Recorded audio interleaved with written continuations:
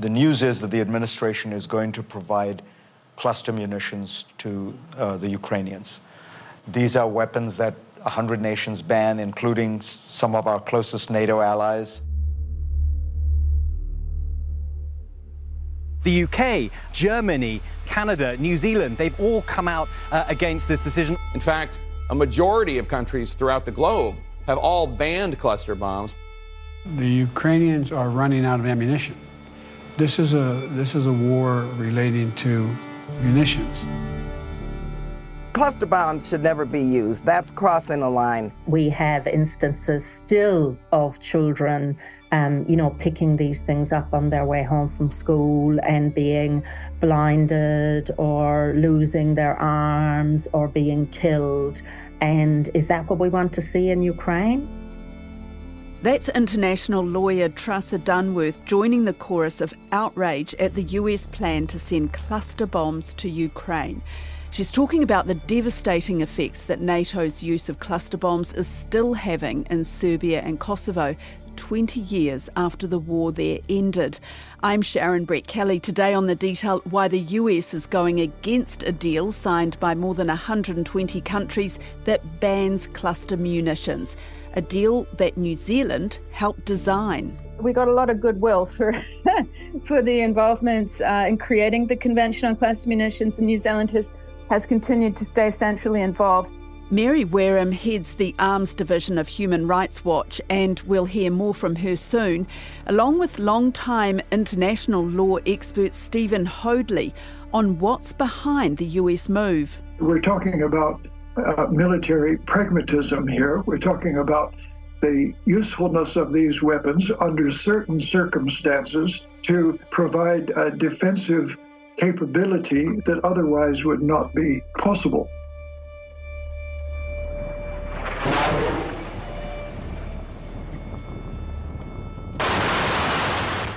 This is a soundtrack of a video showing cluster bombs exploding in a desert.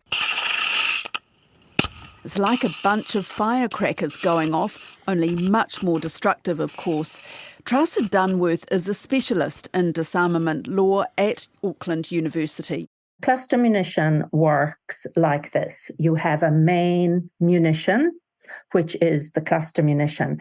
And when it's fired from a rocket or an aircraft, it opens out in midair and releases sub-munitions, so smaller munitions.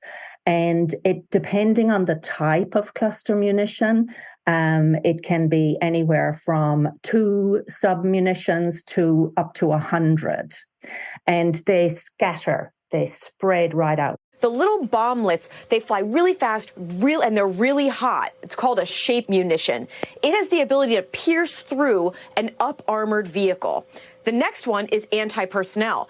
You often hear about the military talking about frag rounds or fragmentation rounds. These ones, as they land or as they explode, they fragment up into a bunch of little pieces. So you have the bomblets that then frag into more pieces over a large area. So it has a massive footprint. The second reason that these are considered indiscriminate is because of the very high failure rate. So the failure rate means that the little sub-munitions that land, the idea is that they're supposed to detonate immediately, not fail to detonate, because then if they fail to detonate, they essentially lie in wait. So they become, in fact, a landmine. And there's no, in the older weapons, certainly, there's no turn-off mechanism. So it means that long after the war, you have this infestation of lethal weapons in the ground, and they're quite small. And of course, that makes them very useful from a military point of view, right? Because they're often used in area denial, so along a border, and particularly, in this situation with Russian troops moving and advancing forward. These are very effective weapons, but that's the very same reason why they're so dangerous to civilians. It's called a dud rate, the number that are actually duds. The U.S. says the ones they're sending to Ukraine have a very low dud rate, less than 2.35%. 2 points to make from that. First of all, they're admitting that there is a failure rate, right?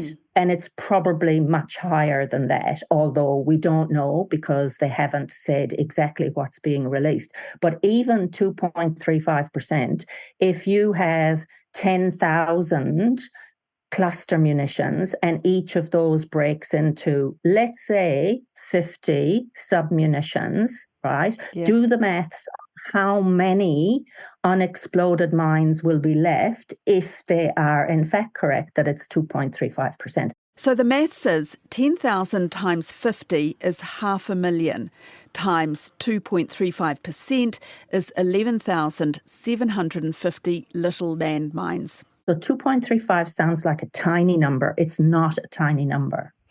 And failure rate, when you talk about failure rate, that is the unexploded ones. That they are the little munitions that will sit in the ground even when long after possibly the war is over. Yes.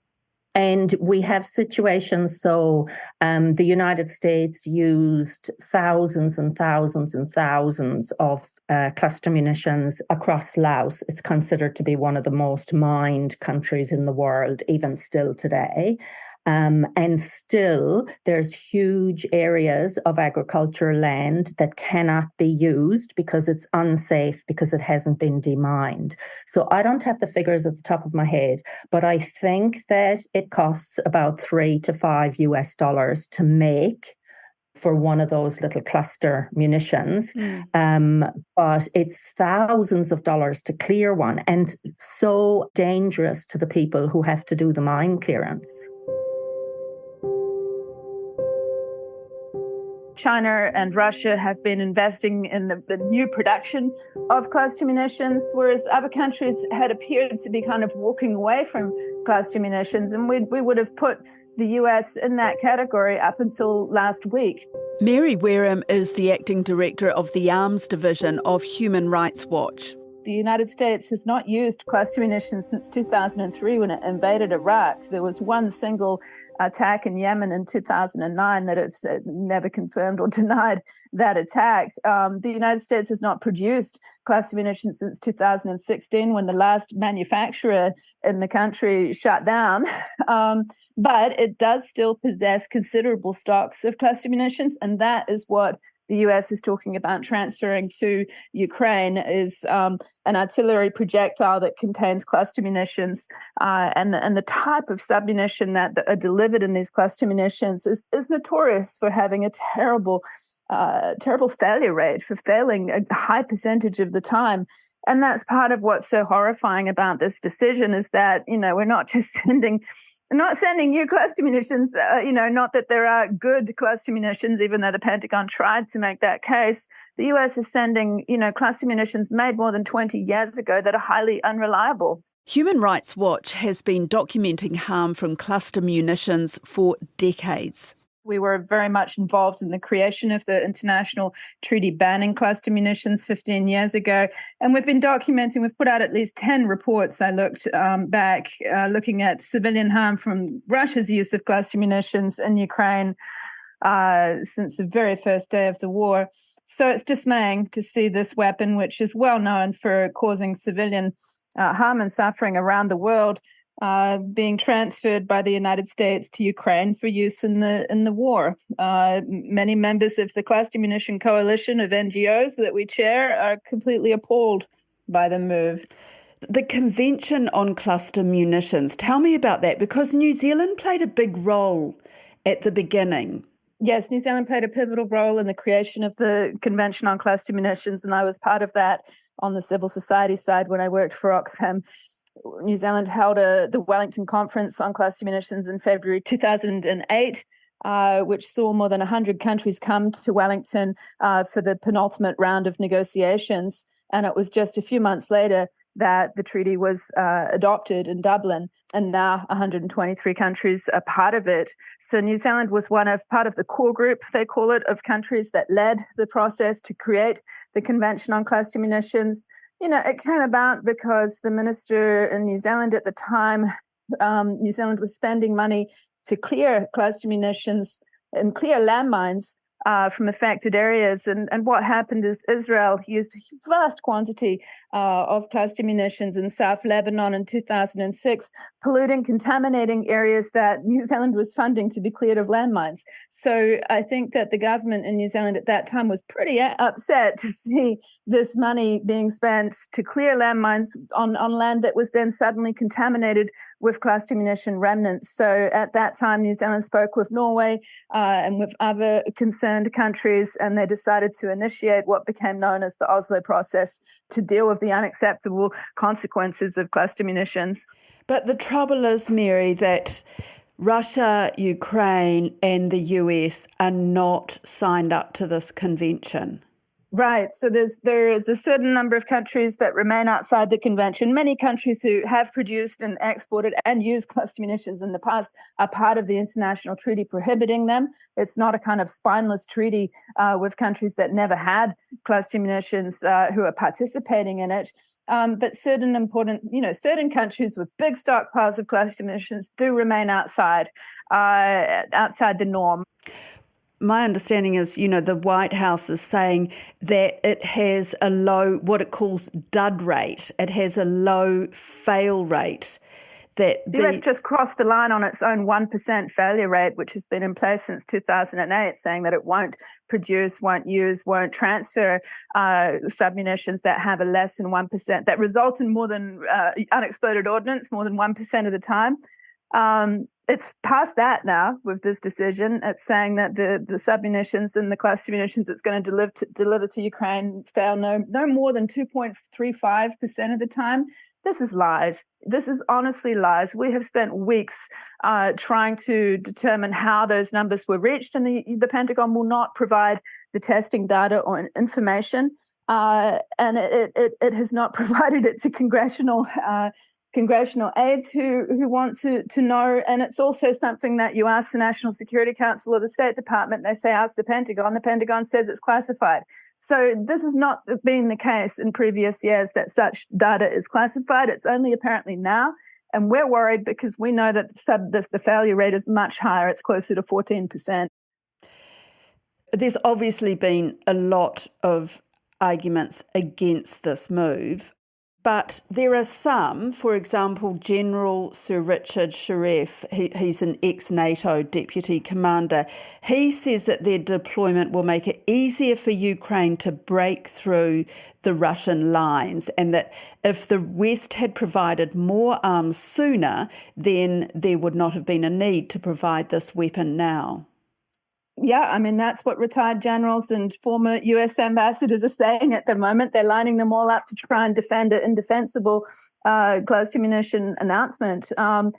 It's a natural tendency for militaries to say we need all the weapons that we can get. Chemical weapons would be useful for Ukraine, but they're prohibited, and so they're not being transferred. The United States just completed the destruction of its entire stockpile of chemical weapons on Friday. And yet it's transferring its stocks of cluster munitions, which are also banned, to Ukraine. It makes little sense to us. All the Ukrainians and Zelensky are asking for is to give them the same weapons the Russians have to use in their own country against Russians who are in their own country. And I don't see anything wrong with that. Is the US breaking international law? Well, that was Stephen Hoadley's first reaction. He's Associate Professor of Politics and International Relations at Auckland University. I learned several things. First of all, the United States has been considering this for many months, maybe more than a year.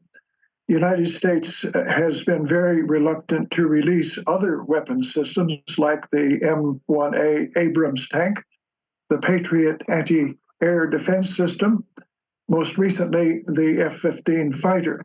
So these are decisions that have been thrashed through thoroughly from the executive branch through to the Department of Defense, discussed with leading members of Congress in both political parties, have been costed, have been consulted with allies and friends, and are reached with, as the president said, with great reluctance. And it was a very difficult decision on my part.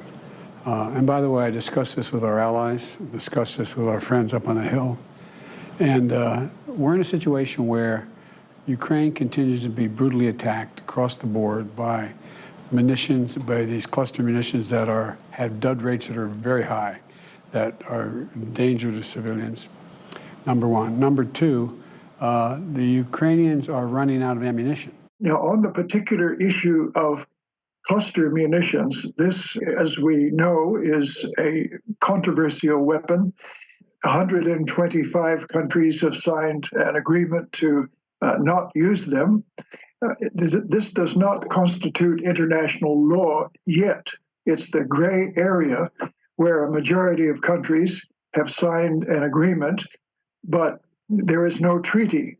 So the United States is technically correct. It is not breaking the law because, first of all, there is no law, and secondly, there is no agreement by the United States to the various agreements. Now, there is an argument that this constitutes conventional international law. It's, again, a gray area where a number of countries, by agreeing to a particular, say, prohibition of slavery, eventually becomes a moral imperative, and then it becomes embodied in treaties, and at that point it becomes international law. We're not quite there yet. Now, the United States also has not signed up to the Landmine Convention, although a great majority of countries have done so. And the argument in both cases is that landmines and cluster munitions have defensive utility. We're talking about military pragmatism here. We're talking about the usefulness of these weapons under certain circumstances to provide a defensive capability that otherwise would not be possible.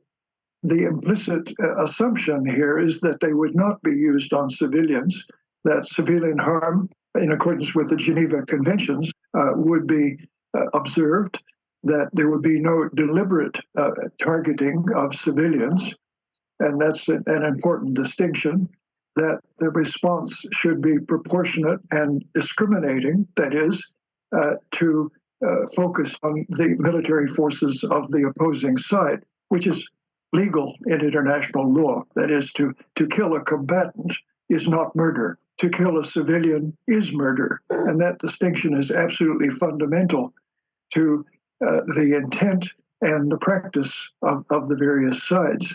Where does that leave the US's relationship with its NATO allies, though?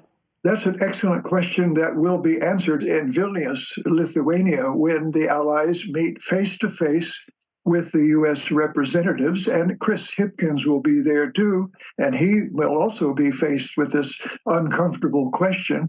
Do you go along with the majority and give Ukraine all the necessary support, weapons, economic aid, humanitarian aid, assistance with their refugees that they need to carry out this, what I believe is becoming a proxy war between the Western coalition and the Russian challenger to the Western consensus? Or do you step back and refuse to give certain weapons to the Ukrainians?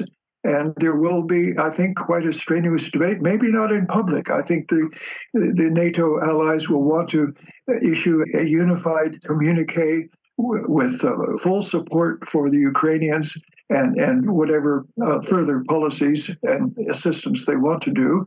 But behind the scenes, which we might not be privy to in the media and in the public, there might be some pretty strenuous discussions with a lot of moral heat, as opposed to the pragmatic decision making between the different delegations. I think it's pretty clear New Zealand will be against this decision, but I can't imagine that Chris Hipkins or any New Zealand representative would want to contradict NATO if it decides to back this decision. More likely, NATO will sidestep the issue and say, look, this is a matter for individual governments, just as the F-16 issue was a matter for the U.S. government. and then the other cooperating governments to turn over their F-16s to Ukraine. And therefore, NATO itself will not take a position on approving NATO cluster weapons. Rather, each individual government will make its own decision. Those who don't like it will not turn over those kinds of weapons.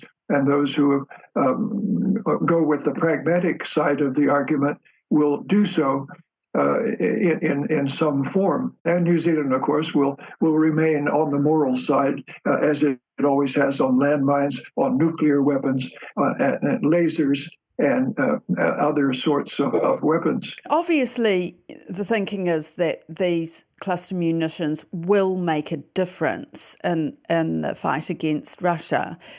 But could it be the thing that leads to the end of the war? Those munitions themselves will not bring an end to the war.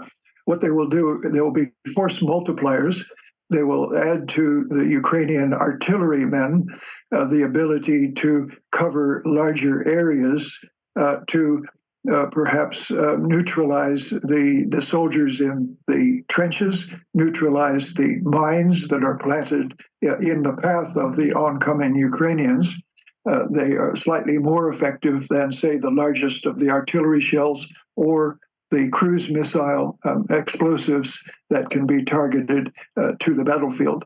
So you're quite right. The cluster munitions will simply give the Ukrainians more artillery ammunition so they can match the artillery barrage put down by the Russians, shell for shell, and this will neutralize the inherent Russian advantage of size and weight, and help the Ukrainians then, perhaps by fighting a little smarter, a little with better concentration, better battlefield coordination, they can then offset their numerical disadvantage and perhaps make progress in the battlefield that they otherwise might not be able to. So is this a done deal? Is it too late to stop it? Here's Mary Wareham again from Human Rights Watch. I unfortunately think so, and it appears that the US will be now transferring hundreds of thousands of rounds of artillery containing extremely unreliable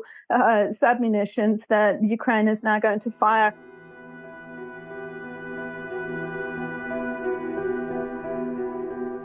Here's another point. We kept hearing in the earlier phases of this war about, Ukraine being the wheat basket of Europe.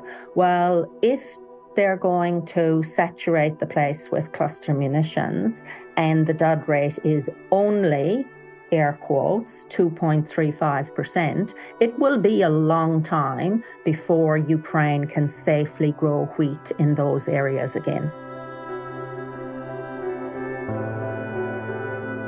That's it for today. I'm Sharon Brett-Kelly. The Detail is supported by the Public Interest Journalism Fund. Today's episode was engineered by William Saunders and produced by Alexia Russell and Bonnie Harrison. And thanks to Stephen Hoadley, Mary Wareham and Trasa Dunworth. Ka kite anō.